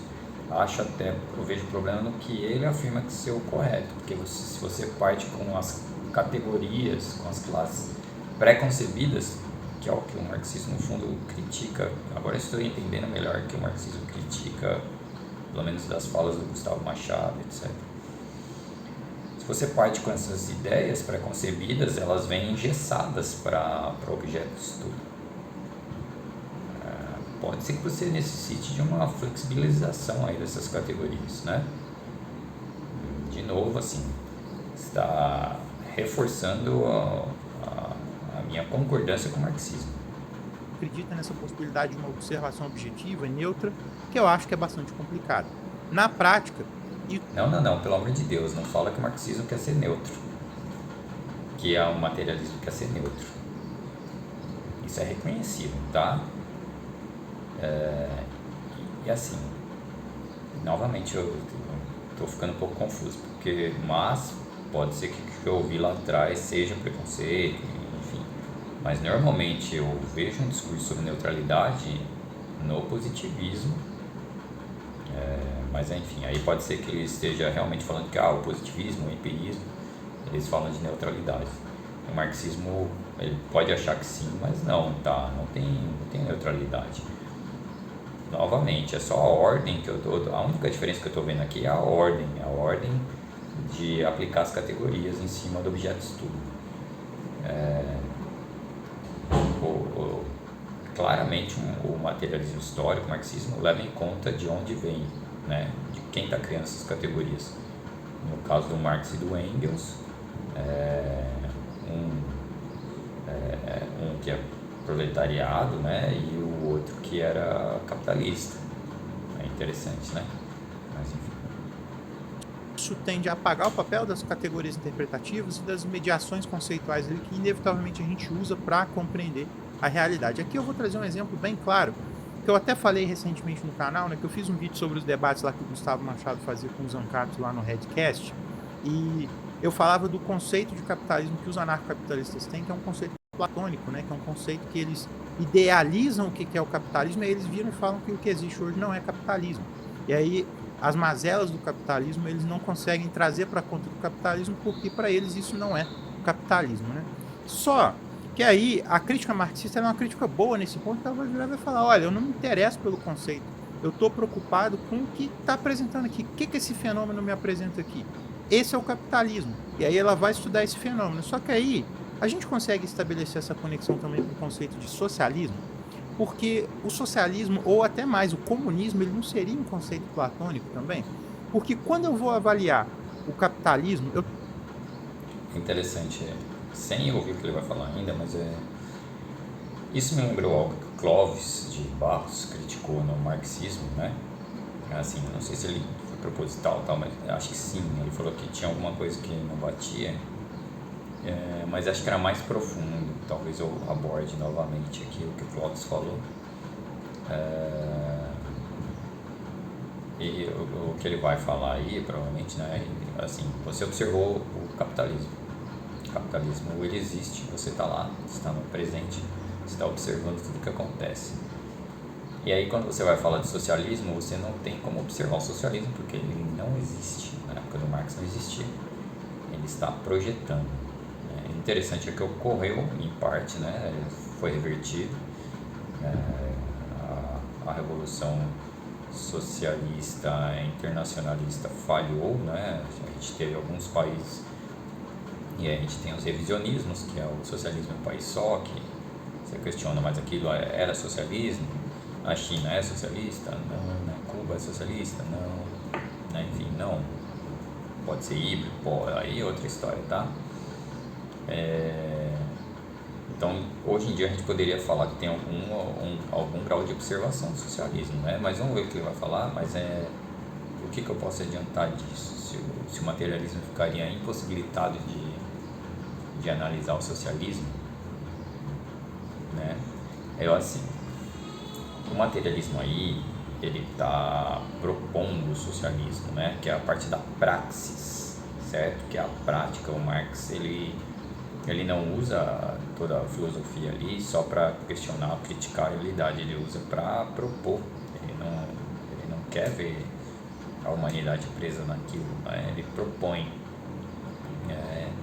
e é em cima do que ele observou, principalmente do proletariado, de como estavam se organizando os trabalhadores, da proximidade que eles tinham agora entre eles, etc, etc, etc. Aí complica um pouco, mas de novo, ele observou algo, ele está aplicando essas categorias. A partir dessas categorias que ele observou, ele está aplicando, ele está extrapolando, mas foi primeiramente uma categoria que ele formou ao observar o capitalismo. Ele não veio da cabeça dele antes, tá? Eu acho que o Clóvis critica alguma coisa nessa linha também, mas enfim, seguindo o que Marx diz, né, escreve. Aí eu acho que, assim, você pode estar forçando um pouco a barra, pode ser, mas não acho que ainda seja idealismo, porque partiu de uma observação, não partiu de algo pré-determinado, de um conceito que foi definido antes para você aplicar no objeto de estudo. É uma sequência de objeto de estudo. Tem que avaliar o capitalismo que realmente existe. E eu acho que aqui todo mundo concorda. Mas e quando eu vou avaliar o socialismo? Eu tenho que avaliar o socialismo que realmente existe ou que realmente existiu? Ou eu tenho que avaliar o que está colocado na obra do Marx? Porque aí entra o problema. Porque muitas vezes quando a gente vai falar o socialismo, o comunismo, tudo, aí as pessoas respondem, mas isso nunca foi aplicado. E aí elas voltam nessa definição que eu considero platônica, né? E aí buscam lá, não, porque o comunismo seria essa fase superior, de transição, ali teria o socialismo, só que isso está dentro de uma obra de um autor, está dentro de um pensamento de um autor, não está na realidade. O socialismo que realmente existiu foi aquele da União Soviética, foi aquele do leste europeu, da China, do Vietnã, da Coreia. Então, assim, é uma questão que está colocada. Mas não necessariamente era socialismo. Olha, essa discussão é interessante, porque o socialismo que existiu, né, que as experiências que a gente teve, elas partiram de uma teoria. Isso é interessante.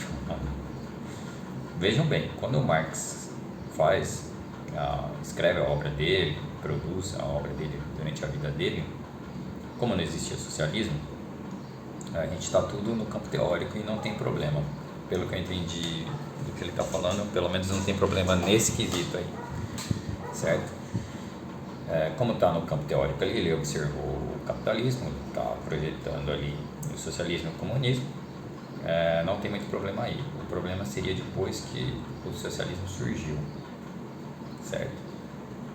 Então, o que ele está questionando no marxismo não é o marxismo original do Marx, pois o socialismo não existia. Ele está questionando o socialismo, vocês notaram, ele falou, e o socialismo que existiu. Então seria, quando você volta lá atrás, só que o lá atrás é o marxismo, o original, o marxismo. Se você está criticando. Então você está criticando o marxismo-leninista, o maoísta, o trotskista. Você está criticando outros marxismos. Entramos num negócio muito complexo, muito complexo. Então, assim, é válida para discussão? É, mas assim, como um ponto de crítica específico, eu acho que ele não é aquela coisa assim, ó, fator, pá, joga isso aqui. Porque você está pegando um negócio muito ambíguo, é uma discussão muito mais complexa sobre o que é a realidade agora, o que ela era lá atrás, é muito diferente, tá? No mínimo é uma questão que está colocada. Então, para mim isso é problemático porque amplifica, né, uma questão epistemológica mais complexa, né, e acaba gerando algumas dificuldades para entender a realidade, e aí acaba enfraquecendo, né, em última instância, uma pretensão crítica que o próprio marxismo busca sustentar. Eu não acho que enfraquece, eu acho que é só uma discussão colocada. Não vejo como enfraquecer.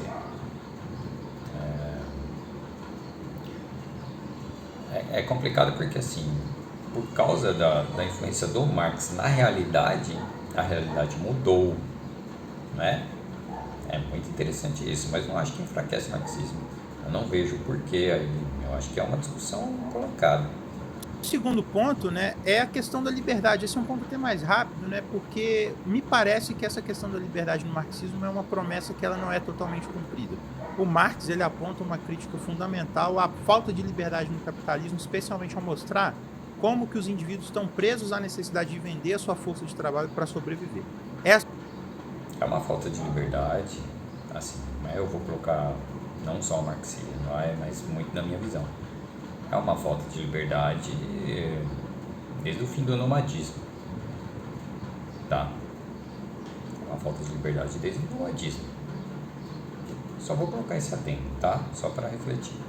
essa análise ela é boa, ela oferece um potencial poderoso ali para pensar a questão de uma sociedade mais livre, né?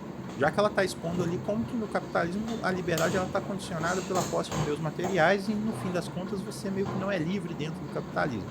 Só que o desenvolvimento dessa noção de liberdade no marxismo me parece incompleto. Por quê? No idealismo alemão, a liberdade ela é entendida, ela é pensada como algo intrínseco à consciência humana, como a capacidade de pensar o mundo no seu sentido originário.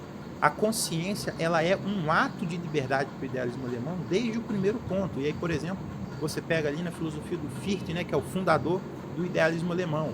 Quando você olha para o Hegel, você tem esse processo de desenvolvimento histórico, né? O Hegel joga isso para a história, e esse desenvolvimento histórico e dialético ele vai ampliando a liberdade nesse processo de autoconsciência, né? E aí essa abordagem mais profunda da liberdade como um ato criativo e constitutivo da consciência, ela me parece ser deixada de lado pelo Marx, né, que reduz a uma questão de controle sobre as condições materiais de existência e tudo mais. Esse deslocamento pode ter sido necessário para desenvolver uma... Acho válida a discussão, né? São vários filósofos, mas só um adendo. Essa liberdade que ele está falando, quem tem sobre pensamento, essa liberdade de pensamento, de autoconsciência. E por que o marxismo abandonou? Eu não sei, o marxismo aqui ele é muito objetivo, ele foca na liberdade do indivíduo, uma liberdade real, uma liberdade física, né? E eu acho que caminha muito bem no sentido teórico, pelo menos, de que no comunismo é praticamente uma liberdade total, levando em conta que o ser humano é um ser social, levando em conta a sociedade, né? Essa é uma discussão que é uma discussão infindável de qual grau que seria o ideal da liberdade individual em confronto com a sociedade. Você não tem uma liberdade individual completa sem causar rupturas na sociedade, é impossível. Se o cara é livre completamente a ponto de querer matar todo mundo ao redor dele, né? Você tem essa limitação social. Claro que muita gente vai usar isso de desculpa para ter uma sociedade opressora, né? Então, o Stalin, por exemplo, você vai dizer que o Stalin era um defensor da liberdade individual? Você está forçando a barra, né? Não dá. Mas enfim, vamos ver se tem mais alguma coisa a falar sobre esse assunto específico. Crítica mais contundente ao capitalismo, mas eu acho que acaba pagando um preço, né? A liberdade como um conceito filosófico, ela fica limitada a uma questão material, sem explorar outras dimensões mais amplas da ação humana, da construção simbólica do mundo, né?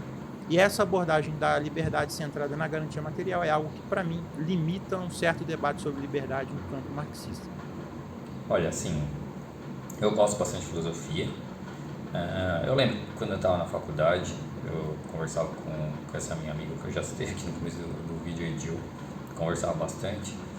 E ela sempre falou, você é pragmático. Eu sou muito pragmático, cara, e é assim... Vou ser pragmático de novo. Olha só, aí tem gente passando fome. Aí eu vou discutir a individualidade, a liberdade num plano mental, num filosófico de não sei o que. Não, cara. Eu vou defender que o Marx. Vou defender que as pessoas não podem passar fome. Né? Vou defender que as pessoas têm que ser livres materialmente para depois a gente discutir tudo isso.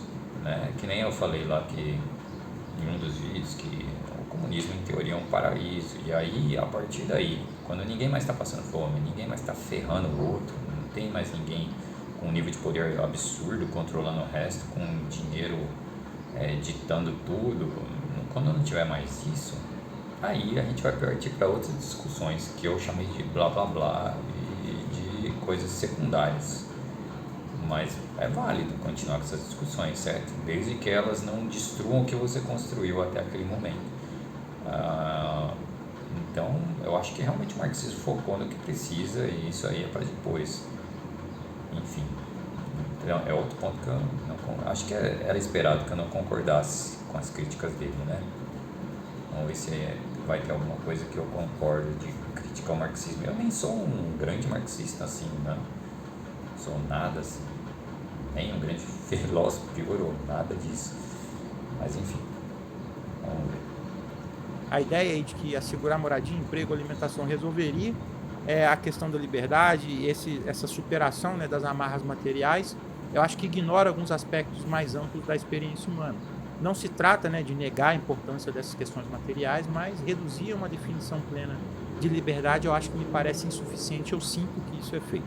E aí você pega, né, nas experiências socialistas, né, você teve essa tentativa de assegurar direitos materiais, e isso é muito usado para falar que há liberdade nesses países, né, mas eu acho que não é só isso que a gente pode considerar como a questão da liberdade, né.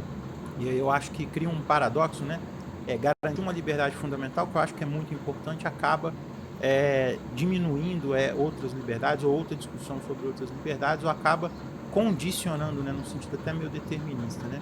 E aí, ao contrário do que se costuma dizer, né, essas restrições, elas não são exclusivas do socialismo, também existem essas restrições sobre o capitalismo, né. O problema é que dentro de uma visão marxista mais tradicional, essa discussão sobre liberdade parece restrita ao campo econômico, enquanto essa liberdade existencial, intelectual e criativa muitas vezes é vista como derivada, né, de certas condições materiais, e aí discutir isso seria idealismo nessa caricatura que eu comentei antes, né.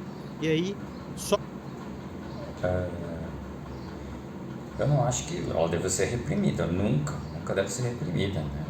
As discussões filosóficas elas devem continuar. Eu só acho que a mais importante, sendo pragmático de novo, é não deixar o povo passar fome antes. E aí nota-se que ele faz uma crítica às experiências socialistas, e aí a gente tem novamente stalinismo, né? A gente tem o maoísmo e a revolução cultural, e aí eu não vou poder entrar, que eu não conheço a fundo, mas assim, no stalinismo a gente teve os grandes, os gulags, né, o grande expurgo. Então a gente teve um conflito interno e praticamente o extermínio do próprio grupo revolucionário principal, exceto o Stalin. Então é claro que a crítica dele aqui valeria, tá? Nesse ponto específico. No maoísmo eu não sei, porque na Revolução Cultural eu sei que tinha e no começo, enfim, o Mao teve que lidar com rebeliões, com divergências ali, e aí assim, o stalinismo ele vai acusar o trotskismo de tentar acabar com a revolução e tal, o que eu acho uma inverdade, certo? Pode ter gente que siga aí, mas enfim, deixar minha posição clara, é uma inverdade. Já no maoísmo ali, eu não posso afirmar nada, que eu não li nada a respeito, eu não li quem eram os opositores, não li livros sobre esses opositores, então não posso falar também algo a respeito. Coreia do Norte, não consigo falar nada, não li nada, conheço muito pouco, né? O que a gente vê, o que está na internet, e aí tem que tomar muito cuidado com o que aparece aí. Cuba, olha, Cuba, cara, eu tive a impressão de ser assim, o mais aberto de todas essas experiências socialistas, né? De permitir críticas, de permitir, por exemplo, protestos. A gente teve esses protestos recentes, aí acho que teve alguma coisa que proibiu alguma coisa, não sei. Pode ser que se o governo cubano lá reconheça que tem alguma ONG americana influenciando, pode ser que ele proíba, não sei, mas pela experiência, quando eu fui lá e das coisas que eu li, me parece ser o mais aberto aí. As pessoas, como eu disse, tem gente lá que critica, falando com turista, nada disso é proibido, enfim, aí essa crítica dele não seria tão válida assim, né, sobre essas experiências em específico. Vamos ver como ele completa esse assunto. Só para mostrar para vocês como que isso não é algo banal. Se a gente parte de uma visão materialista estrita, na qual a realidade é definida pelas condições materiais e a consciência surge como reflexo dessas condições, como que seria possível compatibilizar isso com a ideia de liberdade como a capacidade de iniciar uma cadeia causal independente? Se tudo é determinado pelas estruturas materiais e econômicas, parece que não tem.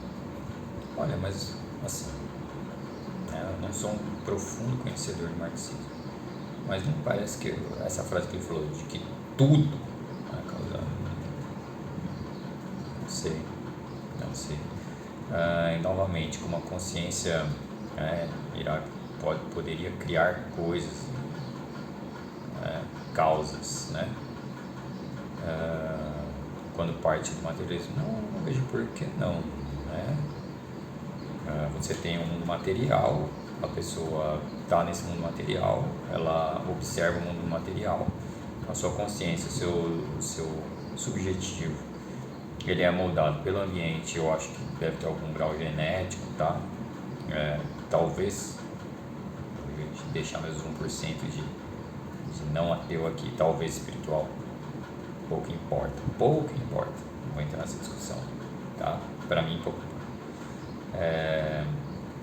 Eu não vejo conflito, vamos ver se detalhe. Tem muito espaço para uma ação genuinamente livre. O ser humano se tornaria um produto inevitável das suas circunstâncias, determinado ali pela sua posição. Eu não sei se o marxismo diz exatamente isso, tá? Não sei. Como eu disse, a análise do Marx é muito macro. Então essas são questões menores e que acho que até dependendo, o Marx não aborda até. Então não dá para falar que o marxismo colocaria isso. Não tenho certeza, tá? Precisaria um marxista, tipo um Gustavo Machado, refutar esse vídeo aqui. Quem sabe não tem um reality do Gustavo Machado. Mas enfim, do que eu conheço, e mesmo que o marxismo fizesse isso, aí eu discordaria. Então, você tem um componente subjetivo, o grau de determinismo disso, né, das consequências, dos atos daquele ser, é uma mediação entre o ambiente e os genes / espírito. Não vou entrar na discussão. Então, eu não concordaria se o marxismo realmente falasse isso, tá? Aí pode ser que eu esteja partindo de um idealismo. É complicado porque eu estou partindo de algo que está baseado em algo empírico, não é? A gente tem estudos de biologia falando sobre os genes, enfim, também não conheço a fundo, mas o meu conhecimento raso, creio que não esbarre em nenhuma fake news aí. Tem conhecimento científico biológico falando da importância dos genes na personalidade, né? Então, não acho que seja idealismo. Foi mensurável, é uma coisa mensurável, logo parte da realidade. Tô achando meio estranho esse trecho aí. Na estrutura social e pelos meios de produção. Isso coloca a liberdade numa posição secundária, ao meu ver, quase que como uma ilusão. Tanto que tem gente que defende isso, inclusive, né? A consciência humana seria apenas um epifenômeno, uma consequência necessária de fatores materiais anteriores. Assim, isso pode até ser defendido, né? Mas eu acho que é difícil compatibilizar com uma perspectiva de transformação do mundo. Pensar a transformação social envolve quebrar uma sequência de fatos, Eu acho que não, porque você tem um esforço do próprio Marx em alterar esse meio para justamente você ter uma facilidade vinda, né? De novo, seguindo a linha do Pedro, das cotas, né? Você altera o mundo através das cotas para alterar o psicológico do negro depois. Então eu discordo aqui de novo do Frederick. eventos que são naturalizados e que envolvem quebrar certas determinações, a meu ver. Por outro lado, se a gente adota uma perspectiva dessa perspectiva idealista correta, né, como a tradição do idealismo alemão propõe, a consciência ela tem um papel ativo na construção da realidade. A liberdade não seria apenas uma concessão feita ali pelo contexto material, mas uma capacidade intrínseca da própria existência humana. O ser humano seria capaz de iniciar novas cadeias causais, criando uma dimensão de liberdade que não está presa a uma sequência material pré-estabelecida. Essa diferença é meio romântico, né? Mas enfim, eu não vejo um conflito tão grande nisso aí, tá? Mas enfim, acho que daquele livro lá que eu falei, eu citei em outros vídeos da Abril que eu tinha em casa, seria a história feita pelos grandes personagens, ou os grandes personagens construídos pela história, a gente já sabe a opinião dele. Os grandes personagens criam a história. de abordagem revela, para mim, uma limitação no pensamento marxista tradicional. Ao subordinar a consciência às estruturas materiais, a ideia de liberdade como criação, como início de algo novo, ela se perde. Por isso que nesse ponto eu me coloco... Olha, eu achei muito irrelevante para você não ser marxista por causa disso, né? Aliás, você pode ser então um marxista revisionista, cara, propõe outra linha, mas enfim, eu acho que não necessariamente o marxismo segue exatamente essa linha aí. Muito mais do lado do idealismo do que dessa forma de materialismo. E aqui a gente entra na questão da dialética, né, que tem relação com esses dois pontos anteriores, né? No sentido marxista, a dialética ela é reinterpretada de uma forma materialista, né? E aí o Marx ele pega a ideia hegeliana de um processo de desenvolvimento histórico, de uma consciência que se desenvolve por meio ali de embates, de disputas de posições contrárias, né? E aí vira isso de cabeça para baixo, colocando a matéria e as relações sociais no centro desse movimento, né? Ele substitui essa questão da autoconsciência hegeliana pela luta de classes, né, como esse motor da história, e aí a história não é mais um processo de desenvolvimento da consciência, um desenvolvimento ancorado na realidade, à volta da pessoa, inclusive, né, ao contrário do que certa caricatura pensa, né, mais um processo de transformação das condições materiais impulsionado por conflitos sociais e econômicos. Aqui está uma das principais dificuldades com essa abordagem para mim, porque quando Marx tira essa dimensão da consciência livre e coloca o material como base, a dialética perde, a meu ver, parte da sua profundidade filosófica.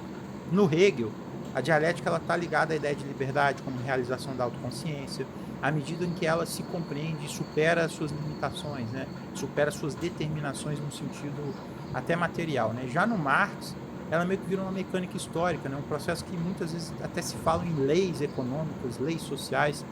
E a questão é que sem essa dimensão consciente ativa, a dialética marxista, na minha opinião, ela se torna uma estrutura determinista, disfarçada de processo dialético. E é um processo que avança por contradições, né? Agora eu estou entendendo um pouco o Pedro Ivo, de novo, né?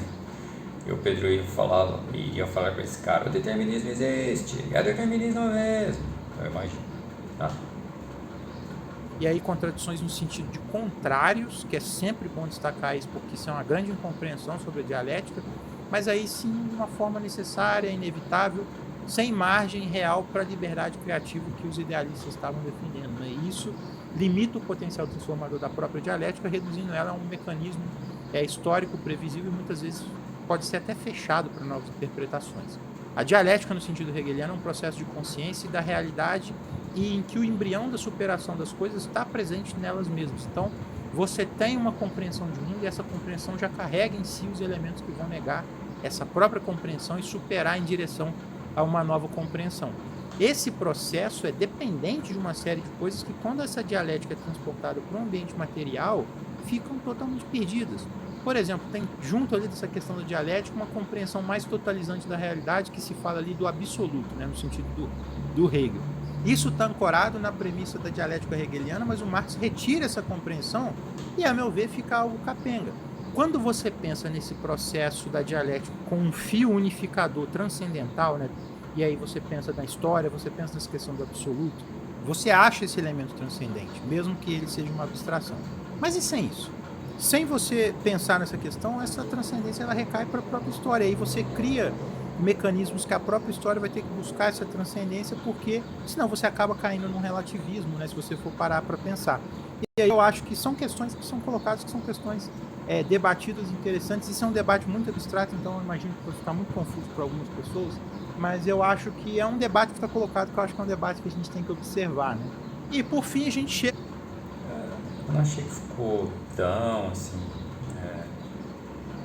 bom, abstrato sim, talvez mais difícil de compreensão, talvez nem tanto, mas enfim, eu não vi problema em o Marx mudar.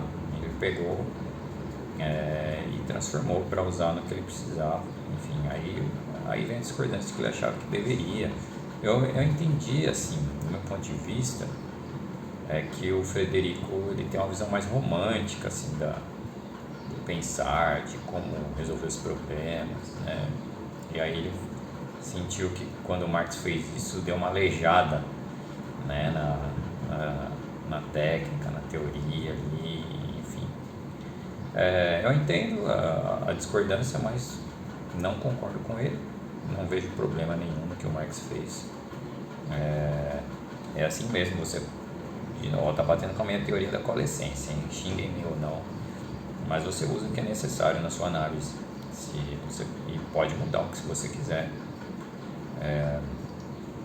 desde que tenha coerência, né? Não seja uma mentira deslavada, né? Enfim, não vejo problema em nada do que o Marx fez, continuo não concordando com nenhuma das críticas até agora. Chega nessa discussão, que para mim é a principal discussão, na minha opinião, é um dos principais objetivos aqui dessa discussão, que eu vou inclusive ter nesse ano, né? Que eu vou estudar mais a fundo isso, né? Que é a discussão da ciência ou do socialismo científico, né? Essa questão da cientificidade do marxismo é algo que para mim nunca ficou bem resolvido. A ideia herdada do idealismo alemão, presente ali no contexto que ele respira intelectualmente, né, é a de um sistema. Olha, aqui a gente já vai entrar num ponto que ele fala que é o mais importante e para mim é o mais polêmico na opinião das outras pessoas que eu vou falar, porque nesse ponto aqui o Pedro me xingaria, etc. Assim, porque eu tô cagando andando se é ciência ou não, tá? Cagando andando. Tem que ter coerência, não pode ser uma mentira, não pode ser um negócio escroto, um negócio viajante, não. Tem que ter coerência. Aí quem diz o que é ciência ou não, que se dane o que é ciência ou não. Aí você vai falar, o terraplanismo fala isso, que se dane os terraplanistas com as merdas deles. É coerente a merda que eles falam? Não é coerente. Tem algum sentido? É real? Não é real. É verdade? Não é verdade, é mentira. Então é isso, é verdade. Se eu estou falando que é verdade, se a ciência prova ou não, é meio que dane-se, tá? Eu reconheço, primeiro, eu reconheço a importância da ciência, principalmente nos fenômenos físicos, eu reconheço muito, e aí eu vou seguir essa linha. E aí vem o Elias Jabbour, que eu faço ciência, não sei o que, tudo bem, não sou contra e tal, não sou contra não. Mas é que eu já estou adiantando isso porque, cara, não sou um grande defensor da ciência, reconheço a importância. Em alguns pontos eu vou ser muito cientificista, tá certo? Sei. Eu brigando com o português para variar. Mas, por exemplo, no marxismo, cara, o cara analisei, é objetivo, é real. Pode falar o que quiser aí, falando que não é ciência, que, cara, vai ser difícil engolir, mas vamos ver. Sistema total de compreensão do mundo. Algo mais próximo de uma filosofia abrangente do que o método empírico das ciências modernas. Ou será que o Marx está falando ali de um contexto positivo? Cara, aí eu vou chamar o meu irmão, que é assim, e aí meu irmão não vai na linha do Pedro, porque o Pedro fala que é ciência, né, o Pedro Livre, é ciência e pronto, tem que defender ciência, não sei o que, ou é ciência, não me interessa, determinismo, não sei o que. Mas tem uma linha que foi traçada aí, né, entre filosofia e ciência, que ela é recente, é bem recente. E aí meu irmão discute muito isso no blog dele, eu vou deixar o blog de novo, acho, de link. Enfim. O Marx, inicialmente, ele é um filósofo, tá? Aí eu não sei quem que vai afirmar que isso é ciência depois, certo? Não sei. Como eu disse, meu conhecimento não é profundo disso aí. Como eu disse, eu estou pouco me lixando se é ciência ou não. É uma análise muito lógica, palpável, observável. A psicanálise, que não é ciência, você pode discutir se é observável, tá? E aí a gente vai falar de psique, e aí meu irmão vai bater completamente, porque ele vai defender a filosofia, porque você está falando de psique, você está falando de mente, não está falando de cérebro e impulsos elétricos. Se você quer falar de cérebro e impulso elétrico, você vai para um caminho, se você quer falar de mente, você vai para outro, tá? E a filosofia está no caminho aqui da mente, tá? Só que nesse caso aí, então a psicanálise não necessariamente é observável, você vê efeitos, certo? E aí você pode falar, tá certo, isso bate com o que é por causa que o Freud falou mesmo, é porque o Jung falou não sei o que lá, é porque o Lacan falou isso, então aí você vai discutir outra coisa. Agora, o Marx está falando da realidade, é o observável. Então, para mim, pouco importa se é filosofia, se é ciência, é observável, tá? Mas, enfim, vamos levar adiante, a gente tem mais 6 minutos. Espero que a bateria dure. De vista ali da época, né, mais próximo ali do que a gente entende hoje por ciência. O Engels, ele complica ainda mais essa questão. Ele tenta explicar o marxismo em termos mais próximos das ciências naturais. Ele vai aplicar leis ali quase que deterministas à história e à sociedade, como se fossem leis físicas, né? Ele fala em leis da dialética, né? E aí depois a gente tem compreensões ali da Rosa Luxemburgo falando em necessidade histórica do socialismo. Tudo isso é uma terminologia determinística, né, e cientificista, nesse sentido mais positivista do termo. E aí você tem, né, a questão da inevitabilidade do colapso do capitalismo, né, e aí quase que você descreve ali fenômenos naturais inevitáveis, né? Isso cria uma tensão interna. É engraçado isso da inevitabilidade do capitalismo, da queda, assim.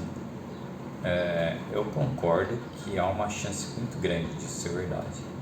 Mas eu não concordo que seja 100%, logo de cara. E aí, se os marxistas vão me queimar na fogueira, né? Pouco importa, tá? Pode ser que o capitalismo dure para sempre, vai saber. Eu acho difícil, muito difícil, porque a gente tem ciclos na humanidade, né? A gente teria uma alteração, uma outra coisa, mas enfim, pode ser, Né, que você tem ali uma tensão entre a visão filosófica e uma visão quase científica no sentido positivista que acaba confundindo. No fim, essa pretensão de cientificidade, pelo menos da forma como ela é colocada por algumas leituras, acaba criando uma abordagem dogmática e fechada. Eu falo do Engels por causa dele ter bagunçado um pouco essa questão, mas o próprio Marx escorrega, né? Na Crítica ao Programa de Gotha, por exemplo, que é uma das principais obras que ele tenta pensar, né, e talvez uma das poucas obras, né, que ele tenta pensar uma sociedade socialista ali, ele entra num debate de período de transição e tudo mais, e aí o Marx, quando ele vai atacar as ideias do Lassalle, né, ele fala que ele vai responder aquilo de forma científica, né, e aí ele começa a refletir sobre uma sociedade que não existe, e aí fica um negócio difícil de chamar de científico, né, só que ele tenta forçar o carimbo, né, e aí ele faz essas reflexões de período de transição, de comunismo, de socialismo, de ditadura e proletariado, nessa ideia que ele está chamando de científico, mas na verdade não tem nada de científico ali. Esse dogmatismo que acaba incorrendo em certas interpretações, ele decorre de uma certa pretensão de cientificidade do marxismo, né, e é um problema da prática política de muitos movimentos inspirados pela teoria marxista, né, e aqui entra um gargalo importante. Se uma teoria ela é considerada científica e as outras não, ela passa a ser tratada como superior. Isso cria uma hierarquia intelectual que desestimula o debate, que sufoca alternativas e transforma uma determinada teoria que você chama de científica numa espécie de doutrina. Na prática, essa visão rigidamente científica lhe gerou partidos e movimentos que acreditam deter um conhecimento superior, tornando-se até intolerantes, né, se você for parar para observar certas expressões políticas, a outras perspectivas dentro de um mesmo campo. Essa postura, em vez de gerar um movimento plural e democrático, ela produz estruturas que acabam se centralizando, né, sendo um pouco mais autoritárias, baseadas na crença de que apenas uma linha de pensamento está correta, ou que... Olha, aqui eu concordo com ele, né? Vou tentar ser breve aqui. Aqui eu concordo com ele. Não vou checar as fontes, né? Pode ser que eu cheque, verifique aí um dia, pegue essas fontes, esse debate que ele falou do Marx e tal. Mas eu vou concordar com ele. O único adendo que eu tenho que fazer, de a gente estar com a verdade, de novo, Ian e tal, pode ser contraditório eu concordar com ele e achar que a gente está com a verdade, porque assim, o problema é imediato, a gente tem um problema imediato, certo? Quanto mais a gente demora, mais a gente morre, e morre, tá? A gente morre, fome, guerra, essas pessoas morrem, é uma inação. Então, não digo para forçar a revolução no momento inapropriado e a revolução falhar, não digo isso, mas a gente não pode hesitar nesse momento, tá? A gente não pode desistir da luta por causa de um debate filosófico. Tem que manter aí, por exemplo, eu acho que 90% do capitalismo cair, por exemplo, eu acho que a única saída que até hoje a gente viu é socialismo, eu acho. Se surgir outras coisas que a gente consiga analisar, vamos analisar, tá? Mas dentro do que é dado, a gente está com a verdade, tá? É só analisar a história, o que aconteceu e é isso. Acho que eu vou resumir por aqui, mas enfim, vamos ver se ele encerra aqui, o que ele vai fazer. E as linhas desviantes são revisionistas e tudo mais, e isso acaba gerando problemas em muitas vezes, né? E aí qualquer desvio acaba sendo condenado e atacado como uma grande heresia. E isso ocorre mesmo, e aí eu vou falar do revisionismo, é assim, eu acho que o revisionismo não deve ser tratado como uma abominação, eu acho que ele deve ser discutido, avaliado, né? E pelo que eu li até agora, pelo que eu vi, o Trotsky ele tem uma linha mais certeira aí, né, entre todas essas, mas eu não digo que é um dogma, que todo mundo tem que seguir o que Trotsky falou, não, tem que discutir, analisar e verificar o bate esse conhecido, e aí, né? é algo que acabou sendo existente até nas próprias experiências socialistas, né? Como a gente pega, por exemplo, casos de manuais de economia política da União Soviética, né? E aqui eu vou ler 2 trechos para vocês verem o tamanho, né? Acho que já deu, né? Ele ficou bem claro, eu concordo boa parte do que ele está falando, só do trecho final. Então, seria o último ponto dele, seria que realmente eu concordo. E como eu disse, eu não sou atrelado necessariamente a um dogma, eu já caí fora da Igreja Católica por causa de dogma, né? Na prática eu caí assim, não caí fora.